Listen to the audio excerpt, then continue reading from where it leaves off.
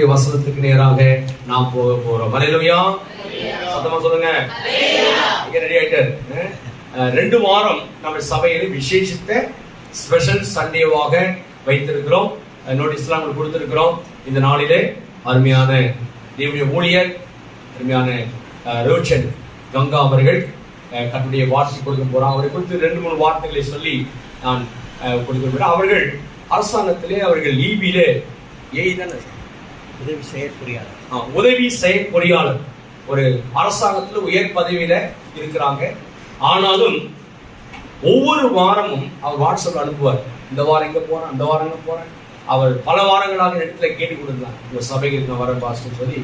கர்த்தருடைய வார்த்தையை ஒரு பைபிள் டீச்சர், ஒரு கன்வென்ட் பிரசங்கியார், யாராவது அரசாங்கத்தை நல்ல கை நிறைய சம்பளம் வாங்கினவங்க என்ன பண்ணுவாங்க, நீங்க ஞாயிற்றுக்கு நல்லா ரெஸ்ட் எடுத்துட்டு நல்லா தூங்கிட்டு அடுத்த நாள் மண்டே வேலைக்கு போவோம். ஆனா அவர் பாரு காலையிலிருந்து சாயங்காலம் வரைக்கும் வாய்ப்பு கிடைக்கும் போது எங்க வாய்ப்பு கிடைக்கிறதோ கர்த்தருடைய ஊழியத்தை செய்யும்படி அவர் எந்த எதிர்பார்ப்பும் இல்லாமல் கர்த்தருடைய பணியை செய்து வருகிறார்கள். அல்லேலூயா. கர்த்தர் அவரை அதிகம் ஆசீர்வதிப்பார். அது உயர்ந்த ஒரு ரேங்க்ல இருந்து வேலை செய்யறாங்கன்னு சொன்னா ஊழியம் செய்ய அவசியமே கிடையாது. ஆனால் கர்த்தர் அவருக்கு அந்த வாஞ்சை கொடுத்தனால வசனத்தை பிரசங்கம் பண்ணும்படி இப்படி நிறைய ஊழியர்கள் வேலை பார்த்து கொண்டு நல்ல ஊழியத்தை செய்து கொண்டிருக்கிறார்கள். இன்றைக்கு சுவிசேஷகர் ஒரு பைபிள் டீச்சரா இருக்கிறாங்க, நல்ல கர்த்தருடைய பணியை செய்து வருகிறார்கள். அநேக சபைகளுக்கு, நம்முடைய ஏற்றி கலை சபைகளுக்கு அவர் கடந்து போய் வராங்க. இப்பொழுது அவர்கள் நம்முடைய சபைகளை கர்த்தருடைய வார்த்தை கொண்டு வருவார்கள். கர்த்தர் சித்தமானால் 2வது ஆராதனையிலும் கர்த்தருடைய வார்த்தை கொண்டு வருவார்கள். அல்லேலூயா. நீங்கள் சொல்லி இப்பொழுது கையை தட்டி ஐயா அவர்களை அல்லேலூயா. எத்தனை பேர் சந்தோஷமா இருக்கீங்க? ஆண்டவராக இயேசு கிறிஸ்துவின் இனிய நாமத்தினாலே உங்கள் அனைவரையும் வாழ்த்துவதில் நான் பெரும் மகிழ்ச்சி அடைகிறேன். தேவன் நல்லவர். அல்லேலூயா. வாசிப்போம். யாத்ராகமம் 3ஆம் அதிகாரம் 1-2. மோசே மீதியான் தேசத்து ஆசாரியனாயிருந்த தன் மாமனாகிய எத்திராவின் ஆடுகளை மேய்த்து வந்தான். அவன் ஆடுகளை வனாந்தரத்தின் பின்புறத்தில் ஓட்டி தேவ பர்வதமாகிய ஓரேப் மட்டும் வந்தான். அங்கே கர்த்தருடைய தூதனானவர் ஒரு முட்செடியின் நடுவிலிருந்து உண்டான அக்கினி ஜுவாலையிலே நின்று அவனுக்கு தரிசனமானார். அப்பொழுது அவன் உற்று பார்த்தான். முட்செடி அக்கினியால் ஜுவாலிக்கு எரிந்தும் அது வெந்து போகாமல் இருந்தது. அல்லேலூயா. எரிந்தும் அது வெந்து போகாமல் இருந்தது. இன்றைக்கு யாத்ராகமம் 3ஆம் அதிகாரம் 2வது வசனம், அதாவது யாத்ராகமம் 3ஆம் அதிகாரத்தை நாம் தியானித்துக் கொண்டிருக்கிறோம். கர்த்தருடைய தூதன் தரிசனமானார் அல்லது இருக்கிறவராகவே இருக்கிறேன் என்ற அந்த தேவன் அப்படி என்ற தலைப்பை நம்ம கொடுத்திருக்கோம். இங்கே மோசே ஆடுகளை மேய்த்து கொண்டிருக்கிறான். அவன் மேய்ப்பனா அங்கே இங்கே சுத்திக்கிட்டு இருக்கான். ஒரு அதாவது வேறு என்ன சொல்றது, வனாந்தரத்தை அந்த மாதிரி சுத்திட்டு இருக்கான். சீனாய் மலையிலே அப்படி சுத்தி கொண்டு இருக்கிறான். அவன் ஏற்கனவே வேதனையோடு இருக்கிறான் பாருங்க. ஏற்கனவே அவன் ஒரு நல்ல ராஜ வம்சத்துல வளர்க்கப்பட்டவன். அங்கிருந்து மறுபடி அங்கிருந்து வெளியே வர்றான். அங்கே உள்ள மக்கள் பற்றி அவன் அறிந்து, அங்கே உள்ள அவனுடைய மக்கள் எவ்வேறு மக்கள் அவனுடைய உறவினர்கள். ஆனா இவன் ராஜவம்சத்துல பார்வோன் அரண்மனையில் வளர்ந்து வருகிறான். வளர்ந்து வந்தா மறுபடியும் எபிரேயர் மக்களின் துன்பம் இவைகள் எல்லாம் பார்க்கும் பொழுது அவனுக்கு வேதனையாக இருக்கிறது. அந்த எபிரேயர் மக்களை எகிப்தியர் மக்கள் வேதனைப்படுத்துகிறார்கள், துன்பப்படுத்துகிறார்கள். நம்ம ஊர்ல மாதிரி வந்தரமுடி அப்படி இப்படி சொல்றாங்கல்ல, அந்த மாதிரி நம்ம எல்லாம் எவ்வளவு லட்சக்கணக்கில் கோடிக்கணக்கில் செலவழிச்சு வீடு வாங்கினாலும் இவன் 4 பேர் வந்தரமுடி இந்தூர் கிடையாது அப்படிம்பாங்க. அங்க கிராமத்திலேயே உள்ளூர்ல அங்கேயே இந்த மாதிரி பக்கத்து கிராமத்திலிருந்து பக்கத்துல போயிருந்தா அவங்க என்ன பண்றாங்க, அவங்க அதை மதிப்பது கிடையாது. அது ஏதோ சும்மா வந்தாங்கிறாங்க. இல்லை அது இங்க வாடகை வீட்டுல இருந்தா அது மாதிரி மெட்ராஸ்ல உள்ள பழக்கம். அதே மாதிரி அங்க மக்கள் அந்த எகிப்தியர் என்ன பண்றாங்க, எபிரேயர்களை துன்பப்படுத்துறாங்க. இதெல்லாம் இவனுக்கு வேதனை ஆயிருக்கு. அதனால அங்கிருந்து வெளியே வந்துடுறான்.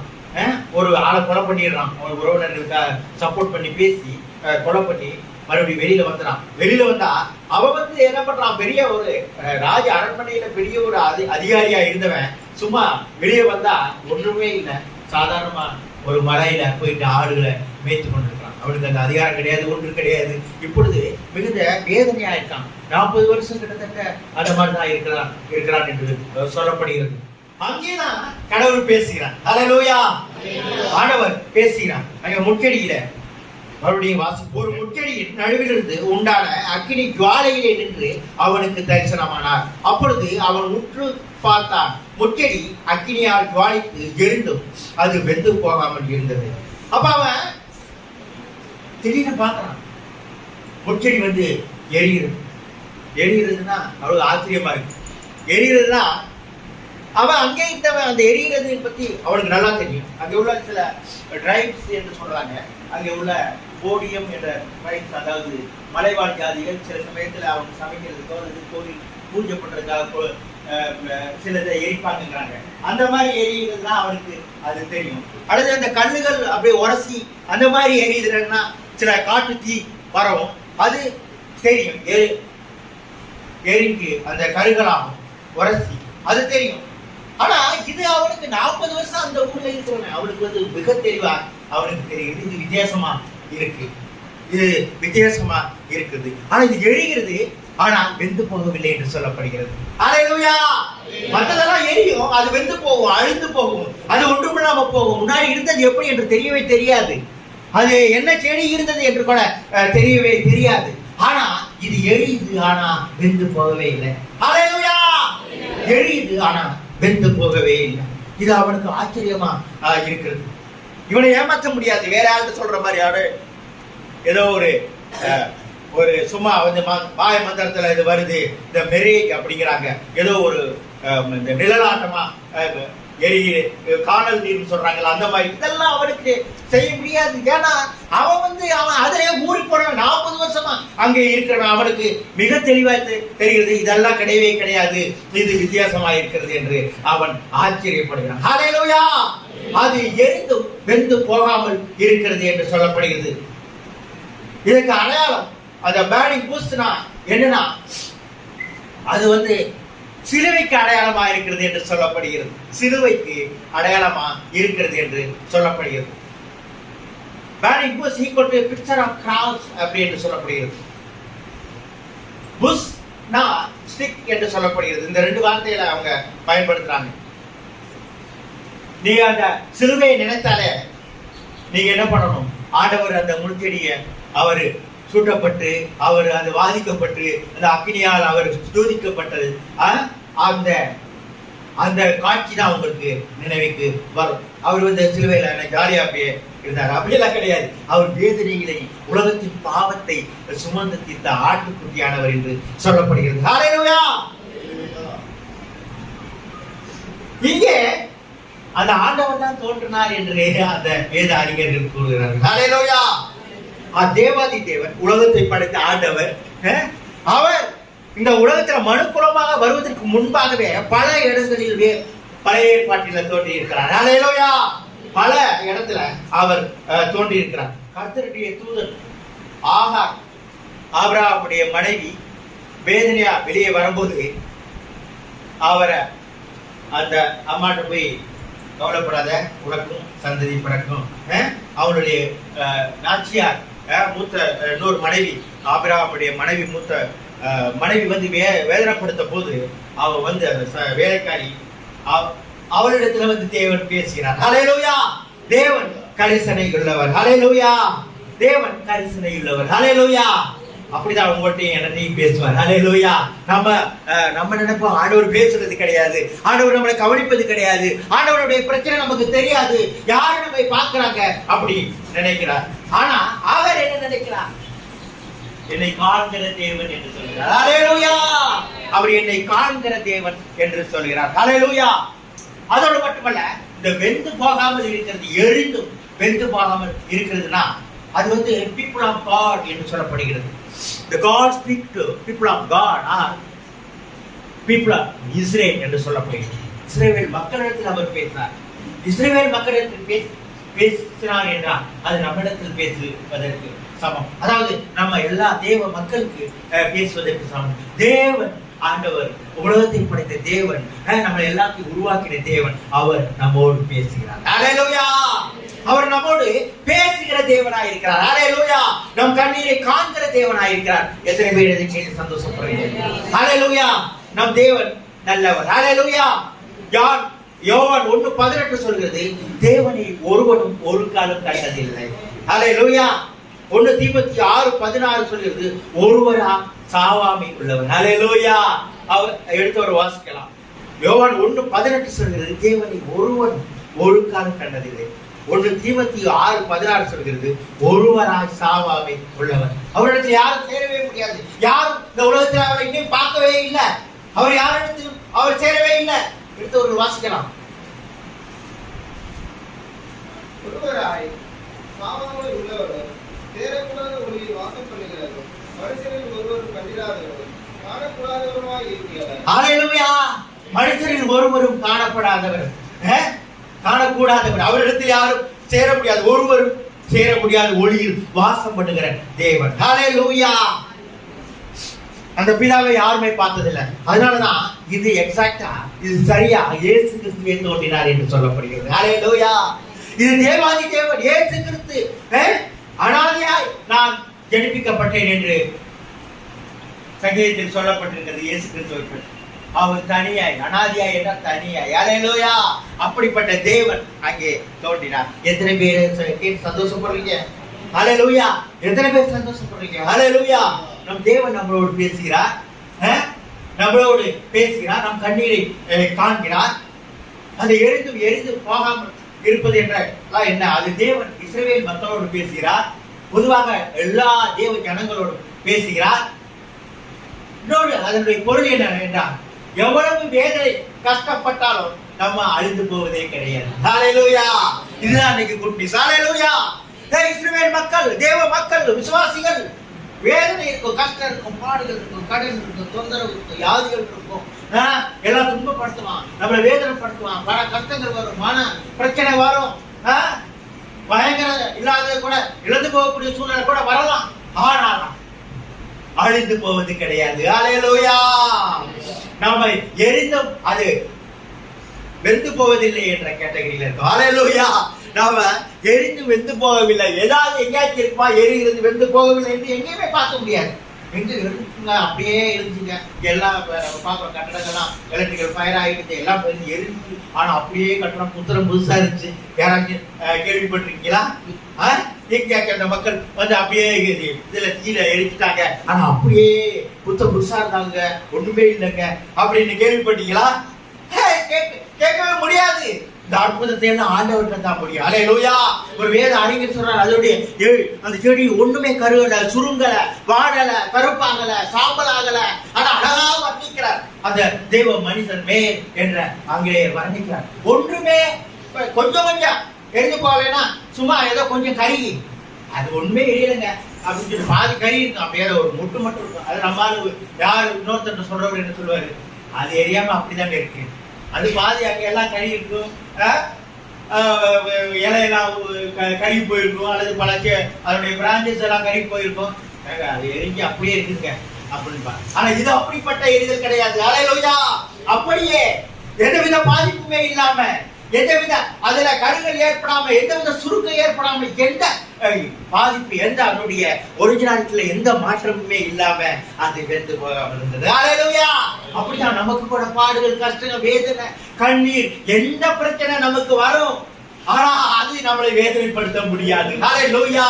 நம்மளுடைய உண்மை தன்மையிலிருந்து அது மாற்ற முடியாது, நம்மளுடைய ஒரிஜினல் தன்மையிலிருந்து அது மாற்ற முடியாது. ஹalleluya. தேவன் நல்லவர். ஹalleluya. அப்படிப்பட்ட பாக்கியத்தை நாம் பெற்றிருக்கிறோம். எத்தனை பேர் சந்தோஷப்படுறீங்க? ஹalleluya. அவன் பேசும்போது, அவன் வந்து ஆண்டவர் பேசும்போது இவங்க உற்று பார்க்கிறான். அடுத்த வசனத்தை வாசிங்க. அப்பொழுது மோசே, இந்த முட்செடி வெந்து போகாது இருக்கிறது என்ன? நான் கிட்ட போய் இந்த அற்புத காட்சியை பார்ப்பேன் என்றார். அவன் பார்க்கும்படி கிட்ட வருகிறதை கண்டார். முட்செடியின் நடுவிலிருந்து தேவன் அவனை நோக்கி, மோசே மோசே என்று கூப்பிட்டார். அவன் இதோ அடியேன் அடியேன் என்றான். ஹalleluya. அவன் உற்று பார்க்கிறான். உற்று பார்த்தோடு தான் ஆண்டவர் பேச ஆரம்பிக்கிறார். பக்கத்துல வராதிக்கிறாரு. காலடி அந்த செருப்பை நான் கலக்கி போடு அப்படிங்கிறார். ரெண்டு விஷயத்த சொல்றாரு. இன்னொன்னு, ஆண்டவர் அவற்றை உற்று பார்க்கும் பொழுதுதான் அவரோடு பேசவே தொடங்குறார். நம்ம கூட அப்படித்தான் திருச்சபைக்கு வந்தோம்னா அப்படியே அங்கே கதை பேசிக்கிட்டு அங்கே கேஸ் மூடிருக்கா, இங்கே இது திறந்துருக்கா, கதவு மூடிருக்கா, பிரிக்காத மூடி வைக்கமா, திறந்து வைக்கமா, மாமனார் எழுந்துக்கிட்டாரா இல்லையா, அவர் டீ வச்சு கொடுத்தாங்களா, இதெல்லாம் யோசிச்சுட்டு இருந்தோம்னா அங்கே அவருக்கு டீ வச்ச விஷயம் தான் வரும், மெசேஜ் வரும், டீ கொடுத்தாச்சு அவர் தூங்கிட்டாரு, எழுத கிளம்பிட்டாரு, இப்படி மெசேஜ் வரும். அதை வேணா நீங்க பார்த்துட்டு இருக்கலாமே ஒழிய ஆண்டவர் பேசுறது உங்களுக்கு ஒன்றுமே புரியவே புரியாது. ஆண்டவர் உங்கள்கிட்ட பேசவும் மாட்டார். ஏன்னா நீங்க அவர் பேசுறதை கேட்கறதுக்கே விருப்பம் இல்லை. இது அங்க வீட்டுல இருந்து புறப்படும் போதே அது இந்த என்ன வரணும், ஹல்லேலூயா, ஆண்டவர் நம்ம கேட்கணும், ஆண்டவர் நம்மளோட பேசுகிறது தெய்வா, அவர் ஏதோ போதவர் பேசுறாருன்னு நினைச்சிட்டு வரக்கூடாது.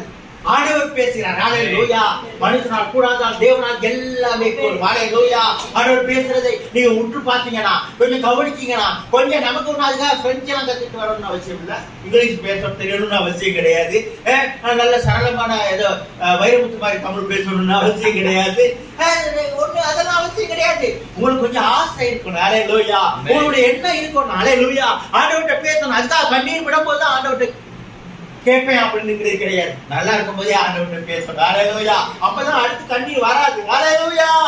கண்ணீர் வரும்போது மட்டும் பேசுற ஆளா இருக்கக்கூடாது, தேவனத்தை கேட்கிற ஆட்களா இருக்கக்கூடாது, எப்பொழுதும் ஆண்டவரை தேடுகிற ஆட்களா இருக்க வேண்டும். எத்தனை பேர் சந்தோஷமா இருக்கீங்க? அப்படி கேட்டீங்கன்னா நிச்சயமா உங்களோட பேசுவார்.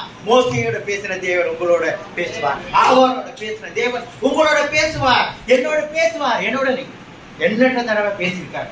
எல்லாம் இங்க எனக்கு இப்ப நேரம் இல்லை, இதை விஷயத்தை நம்ம சொல்லுவோம், ஹல்லேலூயா.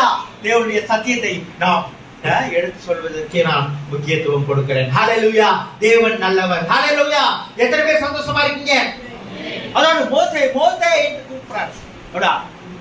ஒரு அன்பு பாருங்க, மோசே மோசே என்று கூப்பிடுறாரு. ஆதியாகமம் 22:11 வாசிக்க நான் நோட் பண்ணிக்கலாம். ஆதியாகமம் 22:11 ஆபிரகாமே ஆபிரகாமே என்று கூப்பிடுகிறார். 1 சாமுவேல் 3:10 சாமுவேலே சாமுவேலே என்று கூப்பிடுகிறார். லூக்கா 22:31 சிமியன் சிமியன் என்று கூப்பிடுகிறார். லூக்கா 10:41 மார்த்தாளே மார்த்தாளே என்று கூப்பிடுகிறார். அப்போஸ்தலர் 9:4 சவுலே சவுலே என்று கூப்பிடுகிறார். ஹல்லேலூயா. ஆரம்பத்திலிருந்து இப்போ வரைக்கும், ஹல்லேலூயா, பழைய ஏற்பாட்டிலிருந்து இப்போ தேவன் நல்லவர், ஹல்லேலூயா. முழுமையில நடக்கிற மாதிரி நான் நடப்பேன், அதை பிரசங்க இடையில no loose talks nothing. So தேவன் நல்லவர், சவுலே சவுலே என்று சொல்கிறார். அது மாதிரி தேவன் நல்லவராயிருக்கிறார், ஹல்லேலூயா. அன்பே அன்புள்ள வந்து அப்படி கூப்பிடுவான். அன்பே நம்ம ஊர்ல சொல்லுவாங்களா, அன்பு அன்புன்னு ஒருத்தர் இருந்தான், அழகன் அழகன் ஒருத்தர் இருந்தான், முருகன் முருகன் ஒருத்தர் இருந்தான், அப்படி சொல்லுவாங்க. அதே மாதிரி தேவன் அப்படியே சவுலே சவுலே, பேரி பேரி, ரோசி ரோசி, வேற என்ன மீனாட்சி மீனாட்சி. நம்ம தமிழ் பேருக்கு வருவோம், வேற அது கடவுள் பேரா இருந்தாலும் பரவாயில்ல, நமக்கு பேரு நமக்கு என் பேர் கூட கங்காதரன் தான் வச்சிருக்காங்க, அதனால ரோஷன் கங்காதரன் வச்சிருக்காங்க, ஹல்லேலூயா. தேவன் நல்லவர். சோ ஆண்டவர் அன்புள்ளவரா இருக்கார், உங்களை கூப்பிட்டு பேசுகிற தேவனா இருக்கிறார், ஹல்லேலூயா. அவங்களுக்கு கண்ணீரை காண்கிற தேவனா இருக்கிறார், நீங்க அழுத்து போகாமல் காக்கிற தேவனா இருக்கிறார். எவ்வளவு பேர் சந்தோஷமா இருக்குங்க. சோ ஆண்டவர் என்ன பண்ணார், உற்று பார்க்கணும்னு கவனிக்கிறாரு, அப்ப பேசுறாரு. நம்ம உற்று பார்க்கலைன்னா பேச மாட்டாரு. இன்னொன்னு, இவன் என்ன பண்ணாரு, சாண்டில் எல்லாம் கரெக்ட் அப்படிங்கிறாரு. சாண்டில் கரெக்ட்னா நம்ம என்ன பண்றோம், சாண்டில் கரெக்ட்னா சும்மா நம்ம வந்து ஏதோ தூசி வீட்டுக்குள்ள வரக்கூடாதுன்னு சொல்றோம். அதுக்காக நம்ம வந்து அதெல்லாம் கரெக்டோம். ஆனா அது என்ன, பாவத்தை விட்டு விலகி வா அப்படிங்கிறது அர்த்தமா இருக்கிறது என்று சொல்லப்படுகிறது. தேவன், இது தேவனுடைய வீடு, இது தேவனுடைய இடம். ஏன்னா தேவன், இது எல்லாமே தேவனுடைய வீடு தான். இந்த உலகம், பூமி, சூரியன், சந்திரன், வானம், பூமி எல்லாமே தேவனுடைய வீடுதான். அவர் அங்கே இருக்கிறார். அவர் அங்க இருந்தானா என்னது, அது தேவனுடைய வீடு. அப்ப அவர்கிட்ட போகும்போது நம்ம சுத்தமா போக வேண்டியது. சுத்தமானா நல்லா ஒரு பக்கெட் 5 பக்கெட் தண்ணி குளிச்சுட்டு போலாமா, அல்லது குளிக்காம நிறைய சென்ட்டுக்கிட்டு அடிக்கி மற்றவங்க எல்லாம் மயக்க அடிக்கிற அளவுக்கு ஏதாவது லோ கிளாஸ் செட்டை போட்டு அடிக்கி வாங்குவான்னு வாங்கிடலாமா? ஊரே அவர் புறப்பட்டு போறாருன்னு எல்லாம் வேடிக்கை பார்க்குற அளவுக்கு செட்டு போடுவோமா? கிடையாது, அது கிடையாது. நீங்க வந்து நம்ம எப்படி வீட்டுக்குள்ள அழுக்கு வரக்கூடாதோ, நம்ம வீட்டுக்குள்ள சுத்தமா இருக்கணும் நம்ம நினைக்கிறோமோ, ஏன்னா நம்ம வீடு சுத்தமா வைத்திருந்தா அப்படி நினைக்கிறது நல்லது. அப்படிதான் நடப்போம். சுத்தமா இருக்கவங்க ரொம்ப சுத்தமா இருப்பாங்க. எங்க வீட்டுல எங்க ஒரு பெரிய பாவத்தர் இருந்தார், அவங்க வந்து அவரே ரொம்ப சுத்தமா இருந்தவர். அவர் பண்ணுங்க அங்க வந்தானா உடனே ஓடுவார். நம்மள ரிசீவ் பண்றதுக்காக வராருன்னா அவர் ரிசீவ் பண்றதுக்காக வர்றது கிடையாது. அவர் என்ன பண்ணுவாரு, தப்பி தப்பி தப்பி அந்த ஸ்டெப் கரெக்ட் அதை வந்து அப்படியே காண அதுலயே அவரை வச்சு தொடச்சு அப்புறம் உள்ளவா அப்படியே வீடு அப்படியே புதுசா அப்படியே வேப்ப மரமெல்லாம் அங்கே கீழே அந்த இலையெல்லாம் கையிலே ஒண்ணுன்னா பறக்குவார். வெள்ளக்காரங்களுக்கு அவர் ட்ரெயினானவர். அவர் பக்கவா அவர் இருப்பார். அவரை சுத்தமா வச்சிருக்காரு. அதனால அவ்வளவு அக்கறையா இருப்பான். நம்ம அங்கே ஒண்ணு இங்கே ஒண்ணு, இங்க ஏற்பின் அந்த பக்கம் சீப்பு, இந்த பக்கம் இது டைனிங் டேபிள்ல தான் சீப்பு இருக்கும், இது இருக்கும், பேன் வார சீப்புல இருந்து எல்லாமே அங்கேதான் இருக்கும். அப்புறம் எல்லாம் சோபா சீட்ல கண்டதெல்லாம் கிடக்கும். இதெல்லாம் போய் ஆளுக்கு ரிசீவ் பண்றத பார்த்தா அங்க இங்க ஓடுவாங்க. எல்லாத்தையும் எடுத்து வைக்கிறதுக்காக அவங்க ஓடுவாங்க. பார்த்தா அங்கே பார்த்தா ஏன்னா சுத்தம் கிடையாது. அதனால இவங்க செருப்போட வந்தா பரவாயில்லையான்னு சொல்லிடுவாங்க. நம்ம அங்க மேல நாட்டுல எல்லாம் செருப்பு போட்டுட்டே உள்ள வர்றாங்க. செருப்பு போட்டுட்டு உள்ள இருப்பாங்க. ஏன்னா அவங்க எல்லாமே அவங்க கார்ல போறாங்க, கார்ல வர்றாங்க, ஷூ ரொம்ப சுத்தமா இருக்கு. அவங்க போற இடமா அந்த மாதிரி இடத்துல இருக்கு. அதனால அவங்களுக்கு பிரச்சனை இல்லை. ஆனா நம்ம நாடு மாதிரி 7 நாட்டுல தான் நமக்கு வந்து செருப்பு போட்டுட்டா உள்ள போக முடியாது, கரெக்டிங்க அப்படிமா. ஷூவை நம்ம போட்டு வந்தோம்னா இங்க வந்து நம்ம இந்தியாவில் உள்ள பிரச்சனை இருக்கு. நம்ம வந்து ஷூவை கட்டிட்டு ஷூவோட போக முடியாது. ஷூ இல்லாம அவன் பார்த்தா அவன் பிச்சைக்கார மாதிரி பாக்குறான். வீடியோல பார்த்தா கால் தெரிஞ்சு வச்சுக்கிருக்கேன். என்ன ஷூவே இல்லை, ஈவன் சாக்ஸ் கூட கிடையாது. ரொம்ப ஏழை. நம்ம இப்ப இங்க இருக்கவங்க சட்டை போடாம இவரு அண்டர்வேர் இந்த மாதிரி போட்டுட்டு ஒரு ஆள் போறாருன்னா எப்படி நினைப்போம், அந்த மாதிரி அவங்க வெளிநாட்டுக்காரங்க நினைக்கிறாங்க. நம்ம ஊர்ல அப்படி கிடையாது. நம்ம ஊர்ல செருப்பே போடாம கோயிலுக்கெல்லாம் போயிட்டு வரணும்னு சொல்லிட்டு போயிடறான் 40 நாள். ஊரெல்லாம் அங்கே இங்கே எல்லாம் மிதிச்சு அங்க மிதிச்சு அதுவே பெரிய ஆபத்து. சாதாரண கையே கொடுக்க முடியாத காலம் இப்ப கொரோனா காலம். ஊரெல்லாம் மிதிச்சு போய் அங்க போய் என்ன பண்ண முடியும்? ஸோ அதனால நம்ம ஏழை நாட்டுல இருக்கோம். அதை வந்து அதை வர்ணிக்கிறாங்க. சில ஏழை நாட்டுல அந்த மாதிரி எல்லாம் அவங்க செருப்பே உள்ள போட முடியாது. அது மாதிரிதான் ஆண்டவர், இது ஆண்டவருடைய இடம், அதனால நீ விலகி வா, அதனால சுத்தமாயிரு, அதனால பாவத்தை விட்டு விலகு. வெறுமனே ஒரு செருப்பை விட்டு விலகு, செருப்பை விட்டு எடு அப்படி என்று சொல்லவில்லை. அது பாவத்தை விட்டு விலகணும். ஹல்லேலூயா. பாவத்தை விடணும்னா நம்மளால முடியாது. நம்மளால தன்னால பாவத்தை விட முடியாது. பாவத்தை விட முடியாதனால நம்ம எல்லாம் இங்க இருக்கிறோம். அது ஆண்டவரால மட்டும்தான் நம்மளை விட வைக்க முடியும். ஹல்லேலூயா. ஏன்னா பாவத்தை விடுறது நம்மளுடைய சக்தி கிடையாது, நம்முடைய சுய பக்தி கிடையாது, நம்முடைய வல்லமை கிடையாது, நம்மளால முடியாது. அதனாலதான் வந்து திருப்பி சீரட் திருப்பி பாவத்தை செய்யறான். திருப்பி சோம்பேறித்தனமா இருக்கான். ஏதோ குடிக்கிறது, சீரட் குடிக்கிறது. அது மட்டும் இல்ல, பாவங்கிறது அது ஒரு விஷயமே கிடையாது. உண்மையிலே சோம்பேறித்தனம், தரிசனம் இல்லாத வாழ்க்கை, நேரத்தை சரியா பயன்படுத்தாதது, எல்லாமே அது நான் வேதனையான காலம் பாருங்க. அதனாலதான் தரித்திரத்துல இருக்கும். ஹல்லேலூயா. எந்த ஒரு நல்ல தரிசனம் கிடையாது, எய்ம் கிடையாது, எந்த ஒரு நல்ல விருப்பமே கிடையவே கிடையாது. நல்ல முன்னேறுகிற விருப்பம், நல்ல ஒரு பெரிய வீடு கட்டணும், நல்ல பிள்ளைகளை படிக்க வைக்கணும், நல்ல ஒரு வசதியாகும், நம்மகிட்ட இருக்கிறத வைத்தல்ல, ஆண்டவர் நம்மகிட்ட என்ன செய்ய முடியும் என்கிறத வைத்து ஒரு தரிசனம் காணுவதற்கு இவ்வளவு உபதேசம், இவ்வளவு சொல்லி எனக்கு இருக்கிற 100 ரூபாய்க்காக தான் நான் பிளான் பண்ணுவேன், எனக்கு இருக்க 5000 ரூபாய்க்கு தான் நான் பிளான் பண்ணுவேன். அது ஆண்டவரை பின்பற்ற வேண்டிய அவசியமே கிடையவே கிடையாது. ஹல்லேலூயா. இல்லாததை இருக்கிறது போல ஆக்குகிறார். ஹல்லேலூயா. இல்லாததை இருக்கிறது போல ஆக்குகிற கர்த்தர். ஹல்லேலூயா. இவன் பாருங்க, ஆண்டவர்கிட்ட போன முக்காடு போட்டுக்கிறான். முக்காடு போட்டுக்கிட்டு ஏன் முக்காடு போட்டுறான்? இவனுக்கு வந்து அவர் கடவுள், இவனுக்கு பயம் வந்துருச்சு. இது பரிசுத்த கடவுள். இவனுக்கு வந்து ஏன் பயம் வருது? இவன் செய்த பாவங்கள் எல்லாம் நினைப்பா. ஏற்கனவே கொலை பண்ணியிருக்கான், என்னமோ தவறு பண்ணியிருக்கான். அப்படியே வெளிப்புறமான இதெல்லாம் நமக்கு தெரியுது, வெளிப்புறமா நமக்கு தெரியாது. அவனுக்கு சிந்தனையில எவ்வளவு தவறு பண்ணியிருப்பான். சிந்தனையில எவ்வளவோ, எல்லாருமே அதுல யாருமே தப்பிக்கவே முடியவே முடியாது. சிந்தனையில எவ்வளவோ தவறு பண்ணியிருப்பான். அதனாலதான் அந்த அறிஞர்கள் சொல்றாங்க, ஆயிரக்கணக்கான அவனுடைய பாவங்கள் அவனுக்கு நினைவுக்கு வந்திருக்கலாம். அதனாலதான் அவன் அப்படியே பயந்து போயிட்டு நடுங்கி போய் முக்காடு, ஆண்கள் பாருங்க முக்காடு போட்டுக்கலாம் பாருங்க, ஆண்கள் முக்காடு அவன் போட்டுக்கிறான். ஏன்னா அவனுக்கு அந்த தெய்வ பக்தி அவனுக்கு அப்படியா இது பயபக்தியான இடம். இது தேவாதி தேவன் பேசுகிறார். அவனுக்கு நல்லா தெரிஞ்சிருச்சு, இது சாதாரண சும்மா வெப்பம் கிடையாது, இது சாதாரணமா ஏதோ கனவு கிடையாது, இது ஏதோ மாய் மந்திரம் கிடையாது, தேவாதி தேவன் பேசுகிறார் என்கிறார் ஒரு எண்ணம் அவனுக்கு வந்துருச்சு. அதனால அவன் என்ன பண்றான்? முக்காடு உடனே போட்டுக்கிறான், பயபக்தியா இருக்கிறான். ஹல்லேலூயா. அவன் போயிட்டு அடுத்து 7-8 வாசிட்டு 11 வாசிட்டு. அப்பொழுது கர்த்தர், எகிப்தில் இருக்கிற என் ஜனத்தின் உபத்திரவத்தை நான் பார்த்து ஆலோட்டுகளின் நிமித்தம் அவர்கள் இடுகிற குக்குரலை கேட்டேன், அவர்கள் படுகிற வேதனைகளையும் அறிந்திருக்கிறேன். ஹல்லேலூயா. எகிப்தில் என்னுடைய மக்கள் படுகிற அந்த கூக்குரலை கேட்டேன் பாருங்க. அது கேட்கிற கூக்குரலை கேட்டு அவர் கேட்டேன்னு சொல்றாரு ஆண்டவர். ஹல்லேலூயா. கேட்டேங்கிறாரு. அதற்காக தான் இறங்கினேங்கிறார். ஹல்லேலூயா. அத தேடி வர்றார் பாருங்க. தேவாதி தேவன் வந்து ஏறி வர்றார். தேவாதி தேவன் நம்முடைய பிரச்சனையை கேட்கிறார். ஹல்லேலூயா. நீ அப்படியே நினைச்சிட்டு இருக்க கூடாது. நம்மள யாரு கேட்கிறா, நமக்கு யாரு துணை இருப்பா, நம்ம பின்பற்ற ஆண்டவர் கேட்கிறாரு. மத்தவன் கேட்கிறானோ இல்லையோ அதை பத்தி எல்லாம் கவலை இல்லை. ஆனா ஆண்டவர் நிச்சயமா கேட்கிறார். ஹல்லேலூயா. தேவன் கேட்கிறா. எத்தனை பேர் சந்தோஷப்படுறீங்க? அதுக்காக அவருக்கு சொல்றாரு, நீ போயிட்டு சொல்லு, அவங்க எல்லாம் வெளியேற்றும்படி அங்கிருந்து எப்படி காப்பாத்து, என்னுடைய ஜனங்களை அங்கிருந்து வெளியே கொண்டு வா, அங்க உள்ள பார்வோன் ராஜா கிட்ட போய் பேசு. அவன் முதல்ல விட மாட்டான். ஆனா 3 நாளைக்கு வந்து அந்த இதுக்காக பண்ணுன்னு சொல்றாரு. கோயிலுக்காக பலியிடணும். அதனால நீங்க வந்து 3 நாள் பெர்மிஷன் கேளுங்க அப்படின்னு சும்மா அப்படி ஒரு ஃபர்ஸ்ட் ரெக்வஸ்ட் கேட்கறான். அதுலயாச்சும் அவங்க விடுவாருன்னா ஆண்டவரே அவருக்கு சொல்லி கொடுக்குறாரு. இருந்தாலும் அவன் விட மாட்டான். அவன் எப்படி விடுவான் அப்படிங்கிறது ஆண்டவர் சொல்றார். இவன் மோசே என்று சொல்றான், நான் எப்படி போக முடியும், நான் ஒண்ணுமே திறமையான ஆள் கிடையாது, ஒண்ணும் கிடையாது, நான் எப்படி போக முடியும் அப்படிங்கிறார். நான் எப்படி போக முடியும் அவன் கேட்டதை ஆண்டவர் அதை கண்டுக்கவே இல்லைன்னு சொல்லப்படுகிறது. ஆனா நான் உன்னோடு இருக்கிறேன் என்று அவர் சொன்னார். ஹல்லேலூயா. நீ எப்படி இருக்கிறேங்கிறத பத்தி கவலை கிடையாது. நீ எவ்வளவு பெரிய ஆளுங்கிறது கவலை இல்லை. உனக்கு என்ன காரியம் செய்ய முடியுங்கிறது கவலை இல்ல. நான் உன்னோடு இருக்கிறேன். ஹல்லேலூயா.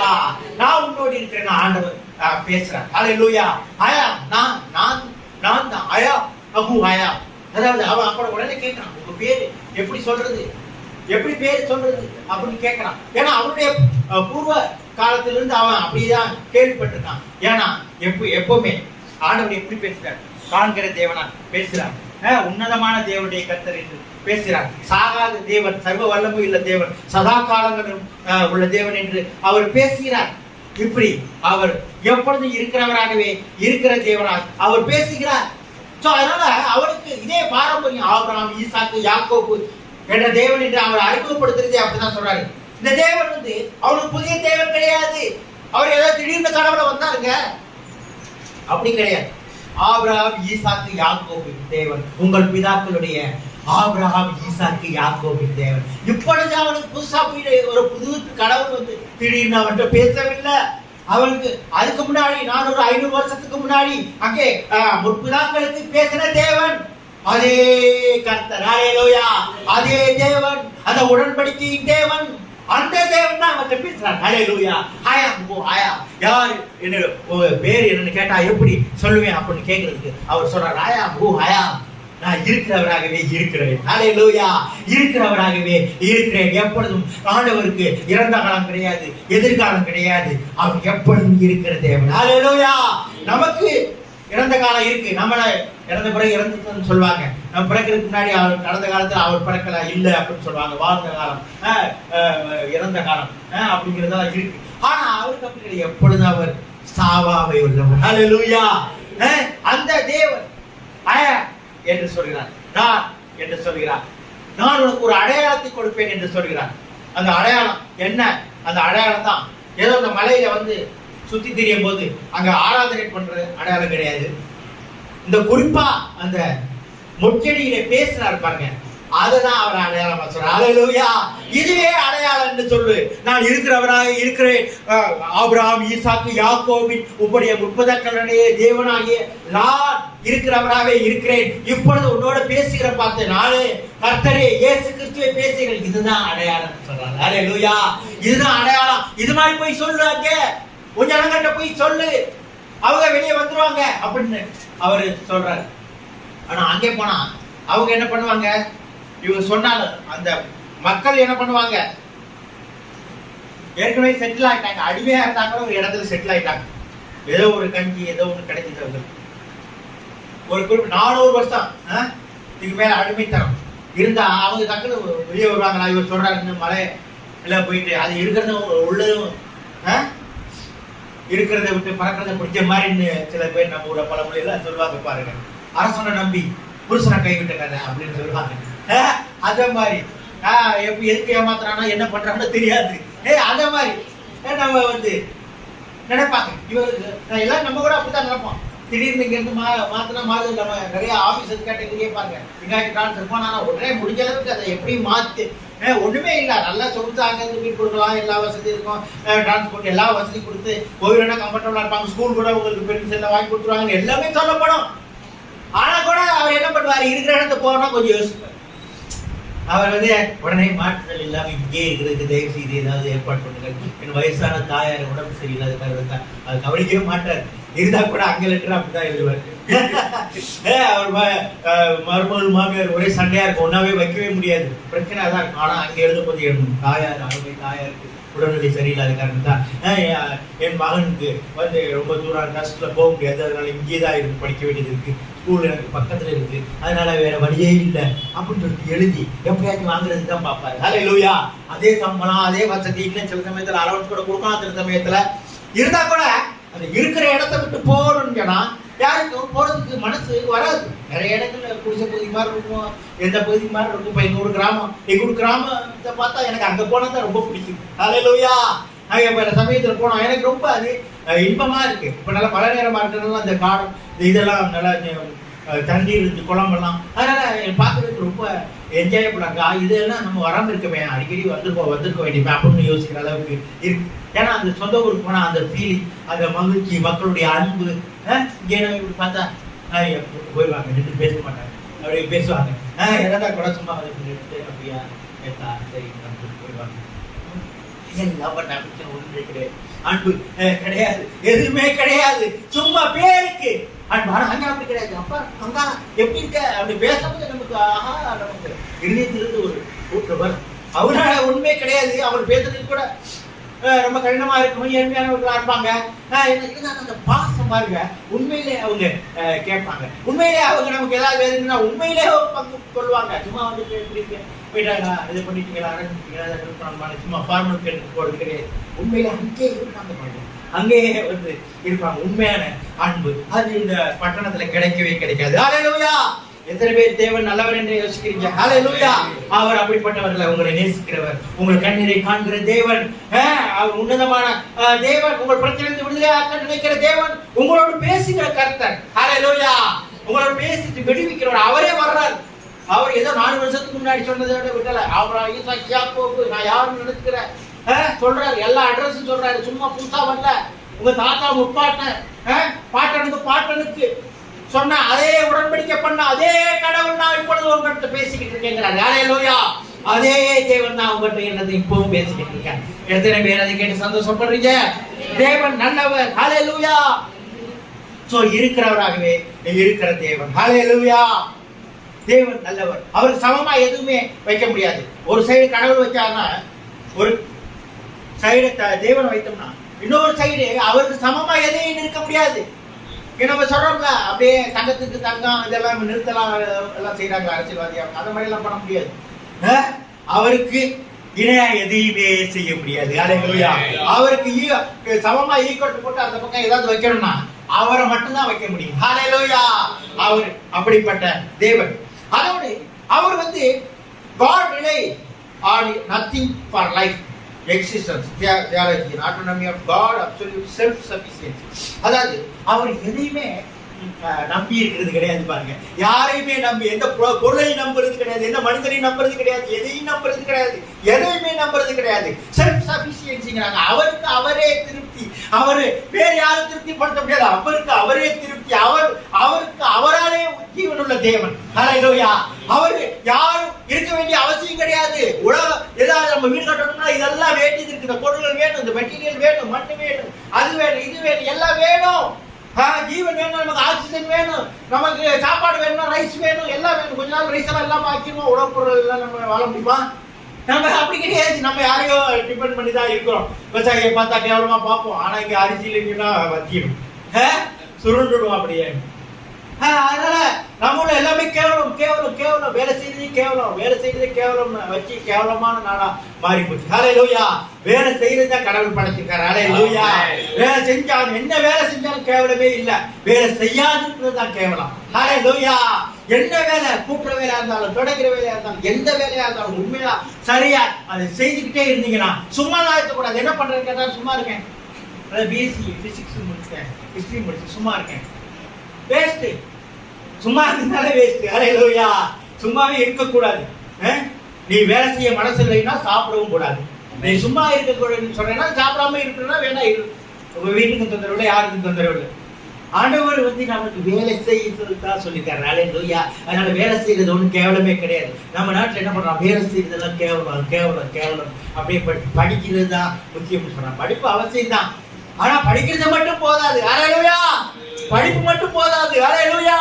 வெறுமனே படிச்சுட்டு இருந்தா மட்டும் எல்லாம் அதிகாரியா இருந்தா எல்லாரும் படிச்சு விஞ்ஞானியா இருந்தா எல்லாம் நடக்குமா? காரியம் நடக்கவே நடக்காது. ஒவ்வொரு மனுஷனும் வேலை செய்ய வேண்டும். அதான் தேவனுடைய கட்டளையா இருக்குது. ஹல்லேலூயா. வேலை செய்யறது கடவுளுக்கு பிரியமானது.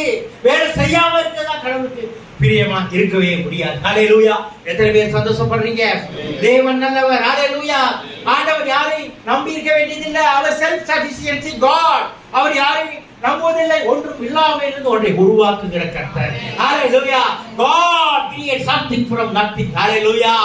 ஒன்றும் இல்லாம உனக்கு பணம் இருக்க வேண்டியது, பொருள் இருக்க வேண்டியதில்லை, ஞானம் இருக்க வேண்டியதில்லை, அளவு இருக்க வேண்டியதில்லை, அந்தஸ்து இருக்க வேண்டியதில்லை, எதுவும் இருக்க வேண்டியதில்லை. தேவனுடைய சத்தியம் இருந்தா போதும். ஹல்லேலூயா. உங்களை உருவாக்கிடுவார். ஹல்லேலூயா. உங்களுடைய தகப்பனுடைய சம்பாத்தியத்தை வைத்து நீங்கள் திட்டமிட வேண்டியதில்லை. உங்களுடைய கணவனுடைய சம்பாத்தியத்தை வைத்து நீங்கள் திட்டமிட வேண்டியதில்லை. ஆனா உங்களுடைய சம்பாத்தியத்தை வைத்து நீங்கள் திட்டமிட வேண்டியது கிடையாது. ஆண்டவரை வைத்து, ஹல்லேலூயா, ஆண்டவருடைய சத்தியத்தை வைத்து, ஆண்டவர் மேல் விசுவாசத்தை வைத்து நீங்கள் திட்டமிட்டா அது நடக்கும். ஹல்லேலூயா. ஏன்னா ஆண்டவரால் எல்லாமே கூடும், மனுஷனால் கூடாதான், தேவனால் எல்லாமே கூடும் என்று சொல்லப்பட்டிருக்கிறது. எத்தனை பேர் சந்தோஷப்படுறீங்க? தேவன் நல்லவர். ஹல்லேலூயா. The self sufficiency God. ஹல்லேலூயா. அதோட மட்டுமல்ல, கர்த்தர் எட்டர்னல், நன்றி. அவர் மாறாது. அவர் எப்பவும் நித்திய காலமா இருக்கிறவர். எவ்வளவு உறுதிப்பாடு பாருங்க. அவர் மாற மாட்டாரு. இப்ப நாம மாறிடுவோம். அப்படியே தோட்டத்துல மாத்திடுவோம். சின்ன வயசுல இருந்து நம்ம போட்டாலும் பார்த்தா ரொம்ப சின்ன பிள்ளையா இருந்தா ரொம்ப அழகா இருப்போம். கொஞ்சம் நடுவில் பார்த்தா ஒரே அழுக்கு விளையாட்டு பயங்கர மோசமா இருந்திருக்கும். இதுவா நான் அப்படிங்கிற மாதிரி இருக்கும். கொஞ்சம் வாலிப வயசுல பார்த்தா சூப்பரா இருந்திருப்போம்.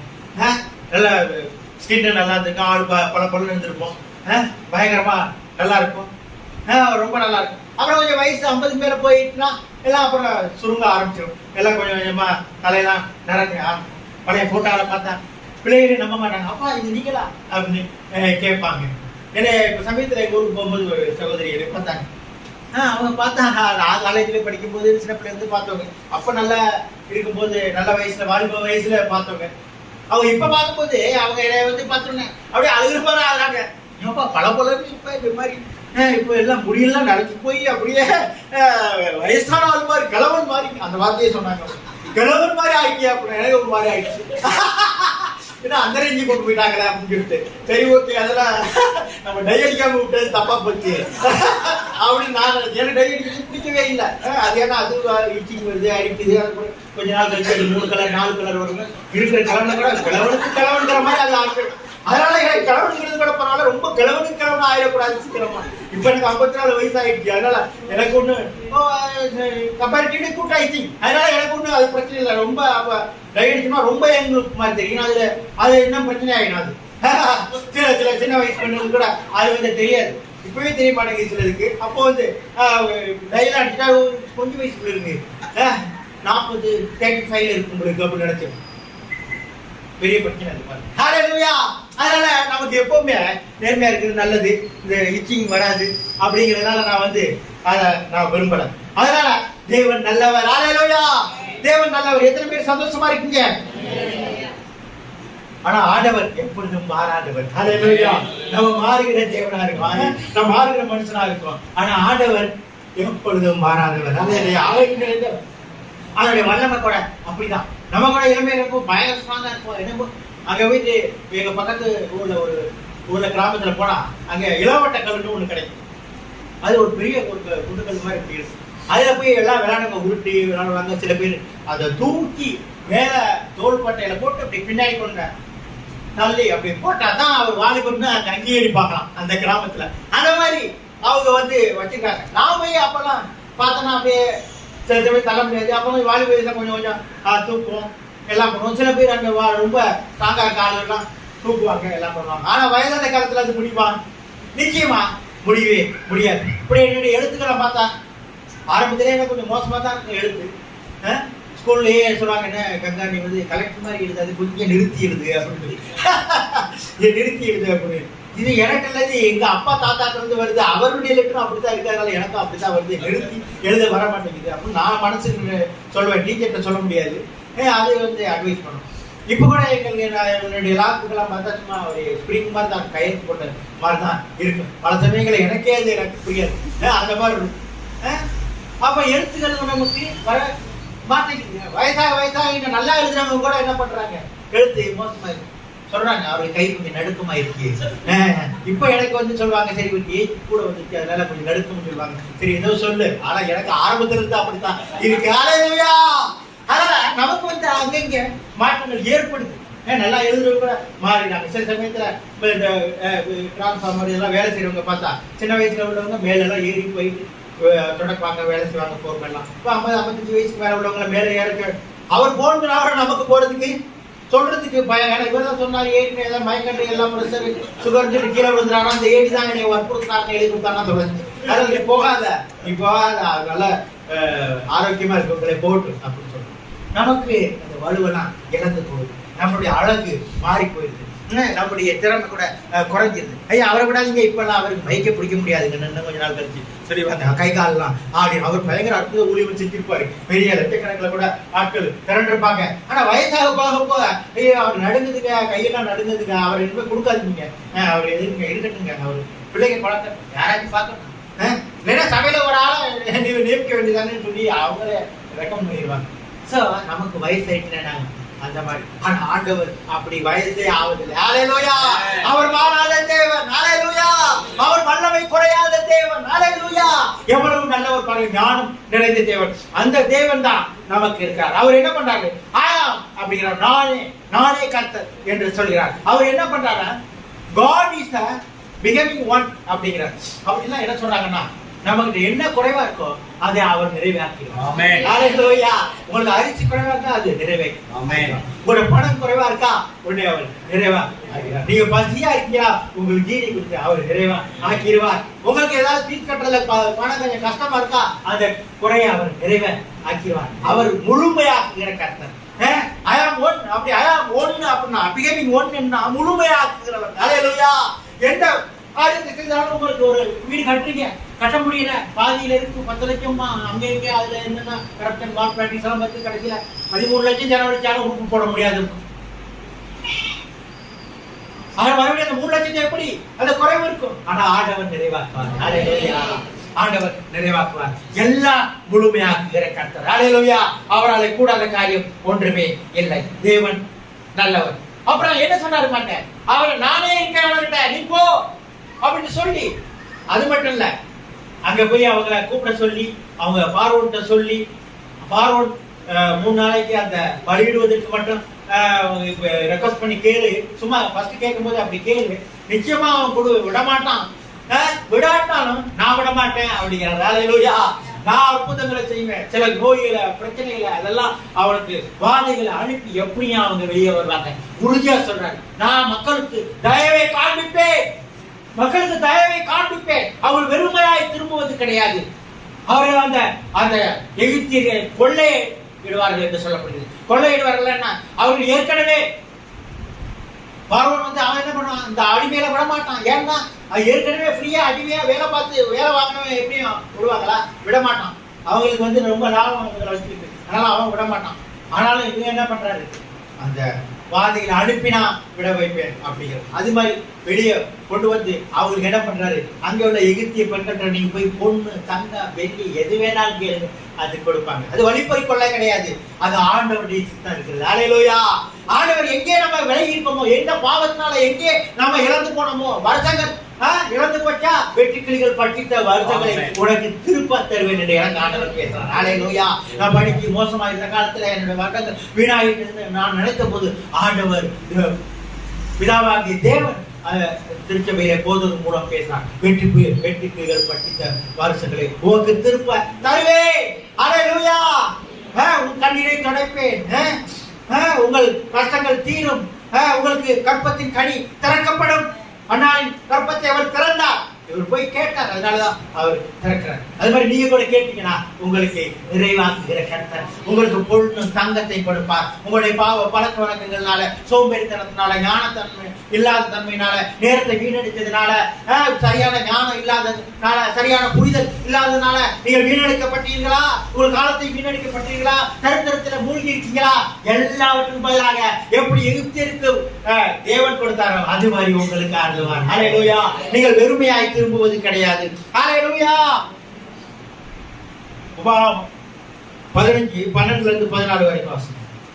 சகோதரனாகிய எபிரேய புருஷனாகிலும் எபிரேய ஸ்திரீயாகிலும் உனக்கு விளைப்பட்டால் 6 வருஷம் உன்னிடத்தில் சேவிக்க வேண்டும்.